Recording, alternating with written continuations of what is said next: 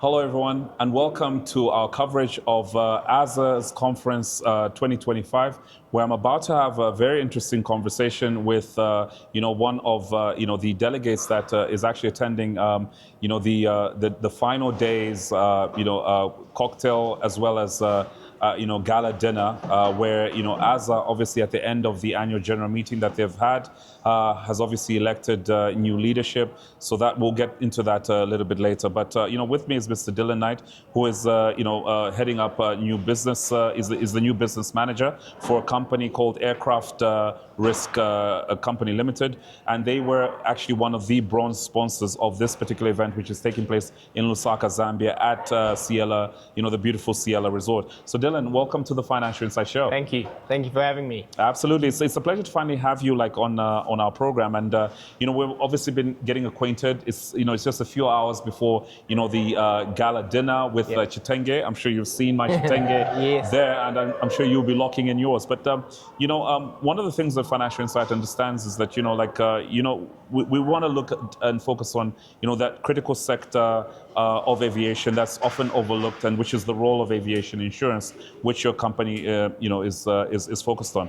But as we get to, to dive into it, are you able to just share with us, obviously introducing yourself and just tell us a bit about your path from the legal practice to aviation insurance? Because we obviously had a look at your LinkedIn, and it obviously showed this, very interesting trajectory that you took towards aviation insurance, and what really attracted you to this particular sector.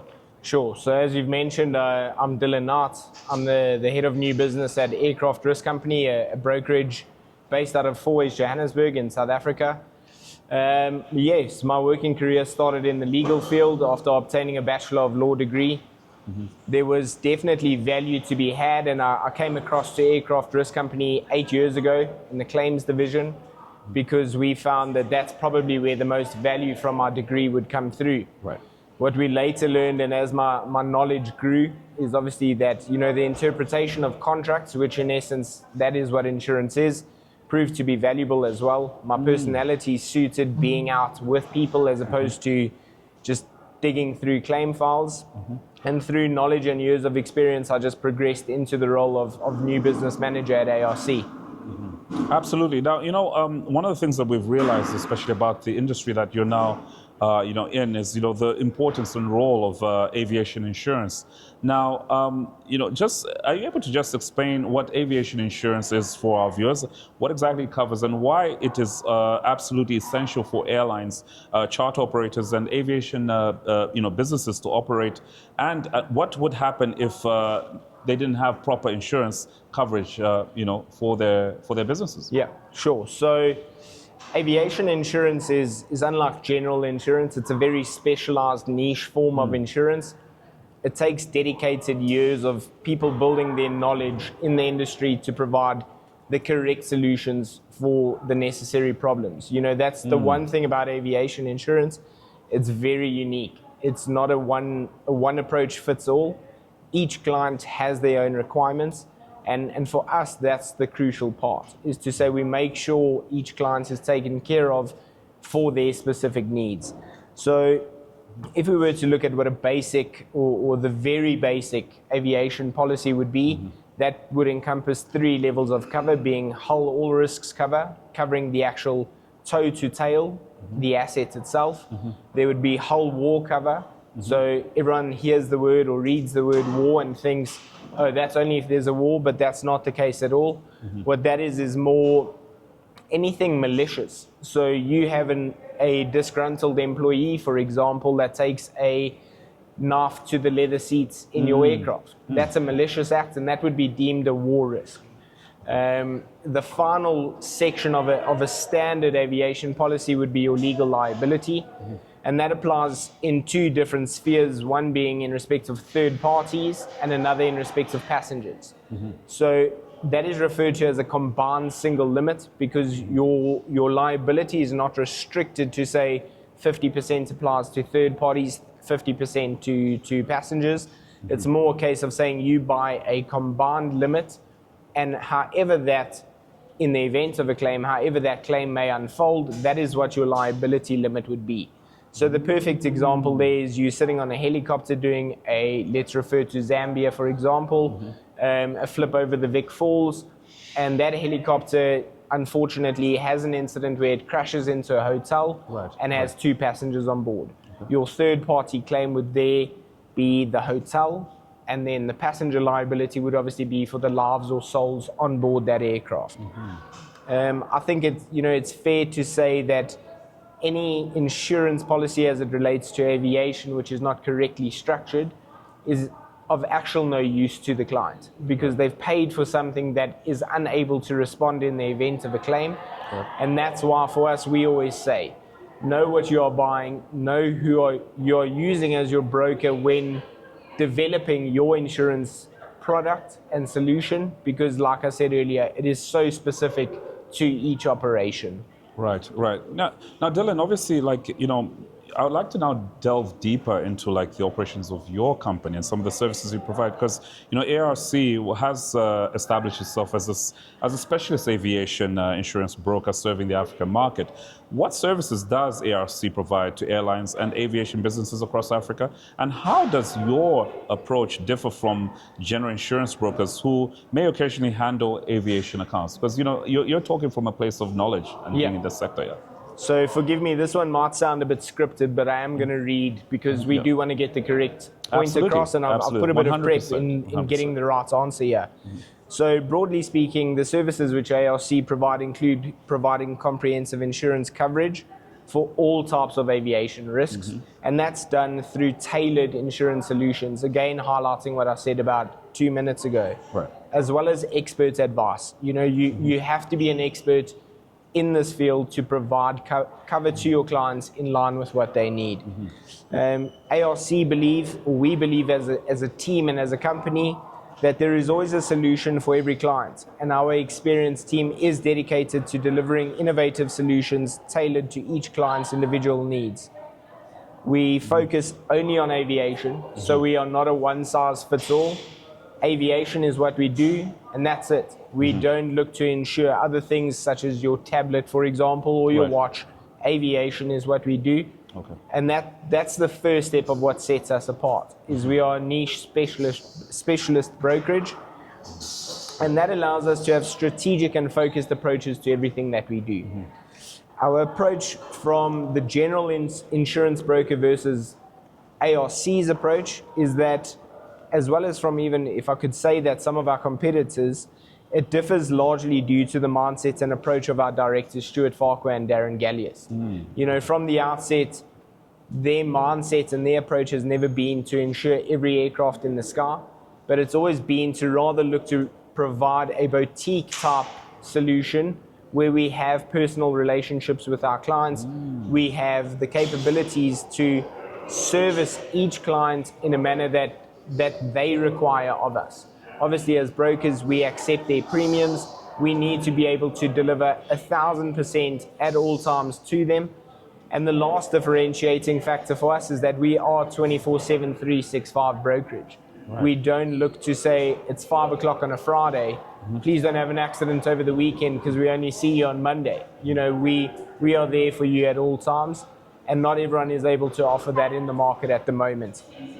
I think in addressing your last point, it is a great risk to aviation insurance policyholders to be engaged with general brokers. They only occasionally handle aviation accounts, and purely due to the fact that aviation insurance is extremely niche and requires specialist knowledge and experience to ensure that there are no gaps in the coverage provided to those clients. So, our motto and something we always highlight is any asset is replaceable. Anyone can insure your asset, but your greatest exposure in insurance from an aviation perspective is actually the lives and souls on board. Your liability perspective it's a massively overlooked portion of your insurance, and a general aviation broker wouldn't be able to advise you of that. They would just see a policy and say, well, we think we've ticked all the boxes, but it's not the case. And for us, we always say an asset can be replaced, a life cannot. So let's always make sure that in the event of a loss of life, which we hope never occurs, you are adequately covered as our clients, to not only look after the families, but to also give you peace of mind that you've done the right thing. Absolutely, and that's very, very customer, centric. Now, obviously, we are at AASA's 55th, annual event, and your company is obviously a bronze sponsor, which demonstrates commitment to African aviation community. What motivated the ARC to support AASA's Annual General Assembly, and how does this partnership align with your strategy for serving airlines and aviation businesses across Southern Africa? Sponsoring and being part of this event is very important to us. It just highlights what I said earlier. We like to partner and be right by the side of our clients, such as ProFlight Zambia, who are very much involved in this as well. They are the brand behind this at the moment. And in working alongside our clients as a means of support, we took it upon ourselves to provide some level of sponsorship to assist them in making this a success, which I really believe it has been so far. For ARC, sorry, I just want to make sure I get all of your questions answered in the right way. So, okay, so we've addressed the sponsorship part for us. Yes. Moving on to Africa and the possibilities that are, lie ahead. As a continent, we believe that it's filled with a lot of opportunity at the moment, especially in the aviation sector. And more specifically in the airline space. And we as ARC are now more than ever very, very excited to be involved with the likes of a ProFlight, up and coming new airlines, as well as the broad airline industry within Africa. For us it's important because we are African. Yes, we're in the southern tip of Africa, being South Africa, but me personally and the brand of ARC is very much spread throughout the continent, because we believe that the right way to grow that is to have African solutions to African problems. So we never want it to be a case that insurance is seen as a hindrance on growth, but rather as a value add to a developing continent, a developing industry, and for it to be done in a way that's sustainable as well as cost efficient, because that is what hurts the clients at the end of the day. We, in ensuring that those clients are provided with all of those things that I just said, we have a big footprint where we believe feet on the ground is extremely important. Right. So as off camera I said to you, I spend a lot of time in Zambia because we have a lot of clients in Zambia. We spend a lot of time throughout Africa because we want to have feet on the ground to know what the environment is that we are working with and in to create the right solutions. We also then bring, because we all know that especially in the airline sector, a lot of that business is placed into the London market. Right. So we aim to at least once a year have the underwriters from London come out and actually see the operations, have their feet on the ground, as opposed to just sitting in a glass tower somewhere thinking, I wonder what it's like in Africa, let me just generically rate this risk. Right. Because you could not rate an African risk the same way you would do a European or even American risk. Absolutely. They are so very different. Absolutely. And that is our approach, is to say, let's have feet on the ground, be in touch with what's going on, and demonstrate that to not only underwriters but our clients as well, that we are here to help grow. And then with regards to this event, our partnership in this event aligns with our strategy for serving airlines and aviation business across Southern Africa in three key ways. The first being deepening regional expertise. A lot of times, there aren't in-country experts, if I could put it that way, with the knowledge to assist clients. So we are looking to deepen those regional expertise. The second being expanding access to specialized coverage. Right. Africa has typically just said we'll take a generic approach when there's so much specialist cover available to them that they are not even aware of, and that's why we are feet on the ground, so that we can help broaden that knowledge of clients as well and give them access to that specialist cover. And lastly, by driving sustainable growth in aviation. Absolutely. Growing too quickly is also not a good thing. Growth is great, but growing too quickly is not. So in short, this partnership enables us to be more present, more responsive, and more strategic in how we serve aviation clients across Southern Africa, which is exactly what our growth strategy demands of us. Correct. Now, obviously there are unique challenges in the African aviation insurance. Insuring aviation operations in African markets presents distinct challenges compared to more established aviation markets. And you've rightly put it, you cannot compare the European sort of space with African space. What unique challenges and opportunities do you encounter when providing insurance solutions for African airlines and aviation operators? And how does ARC address the specific risk profile of this dynamic and growing market? I think if we break that down, we can start with the challenges. I think the two biggest challenges for African operators is one, economic, because aviation is not a cheap game to be involved in, and a game is the wrong term to use. But as a whole, aviation is dollar denominated, whether it be parts, ticket pricing, insurance. So that for us is the biggest challenge we see for African operators, is trading in dollars to have the assets, to operate the assets, and to maintain those assets. The impact that has on day-to-day cash flow, it's tremendous for African operators.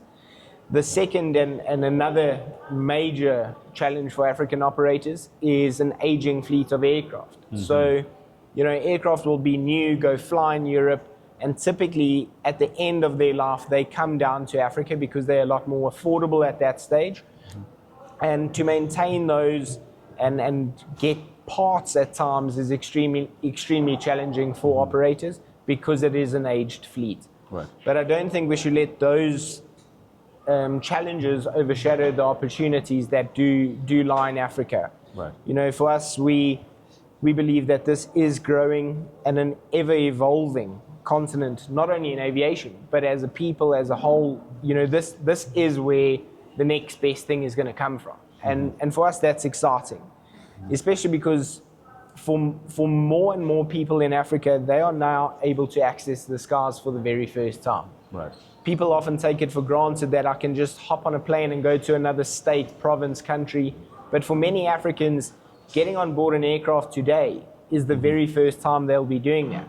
And that's exciting. There's going to be more and more of those types of people, which means there's going to be more and more space for growth in the airline sector within Africa. So for us, this creates an environment for more operators to enter the market, which is obviously exciting, as well as deliver services to a fast-growing market. Our approach is, in addressing the risks associated with this dynamic and growing market, is to have feet on the ground. It is the most important thing, and I've said it already.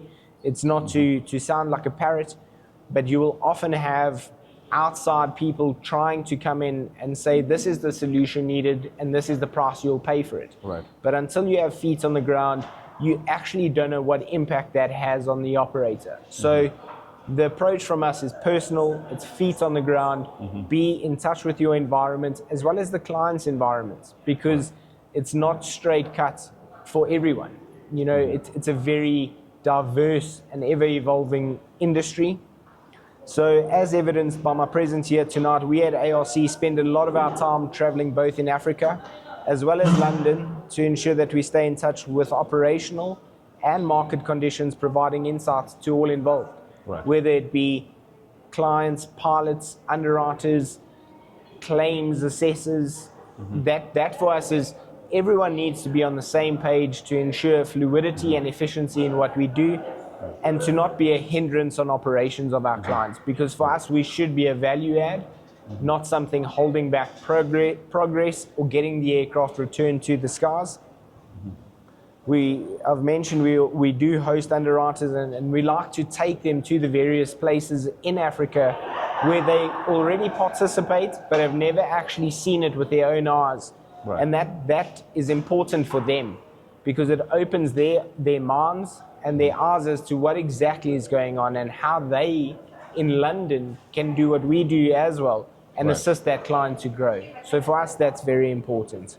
Absolutely, absolutely. Now, obviously one of the things the Financial Insiders noted is that, ARC has demonstrated commitment in training and developing the next generation of young professionals in aviation insurance. how does your company approach capacity building for the next generation of aviation insurance experts?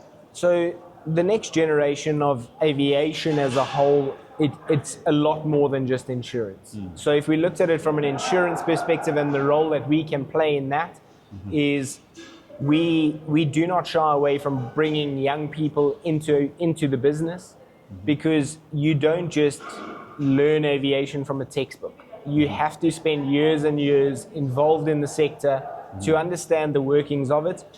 And we like to bring those young people in, teach them up from the ground, get involved just as I did. Go read through claim files, go shadow a handling broker, come with me to a meeting, be involved in every sphere of the business that you can to understand insurance and build your base. Because at some point, you are one day going to be tasked with doing what I'm doing here today, is how to create the next generation as well. And we need that fluidity to keep going through, and we cannot hold on to that forever. We do need to share that insight and knowledge with the next generation coming up.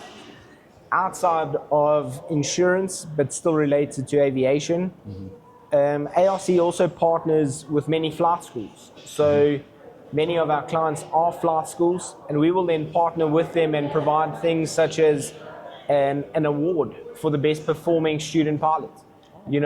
But doing that, it not only creates ambition for someone to go be a great pilot, but it ensures they do that safely.